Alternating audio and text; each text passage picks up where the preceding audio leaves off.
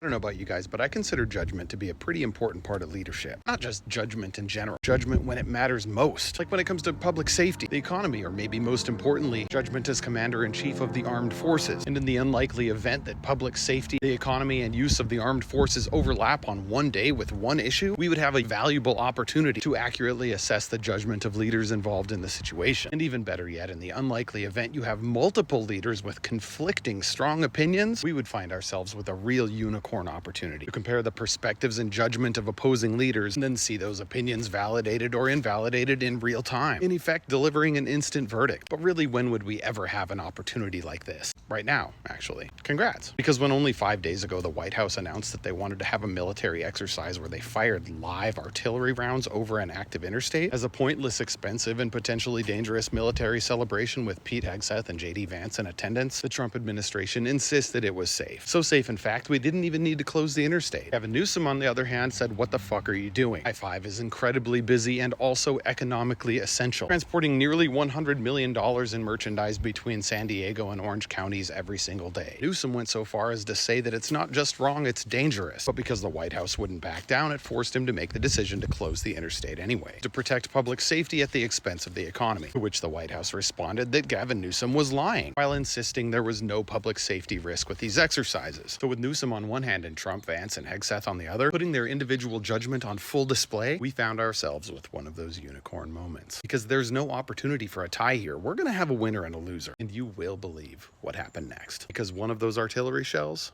detonated unexpectedly, raining down shrapnel on an interstate that was closed thanks to Gavin Newsom, including a 2-inch piece of shrapnel so large it dented the hood of a patrol car. And that California Highway Patrol car was only there because it was supporting JD Vance's security detail, meaning JD Vance's little celebration put police officers in harm's way. Now let me ask you, do you know what would have happened if that 2-inch piece of shrapnel had struck a passenger car or a motorcycle or maybe the windshield of a 25-ton freight truck traveling 60 miles per hour on a busy interstate? Thankfully, we'll never know because Gavin Newsom decided it wasn't worth the risk, while JD Vance, the future 2028 Republican candidate for president, was fully prepared to sit by and watch it happen with front row seats. Newsom 1, Vance 0.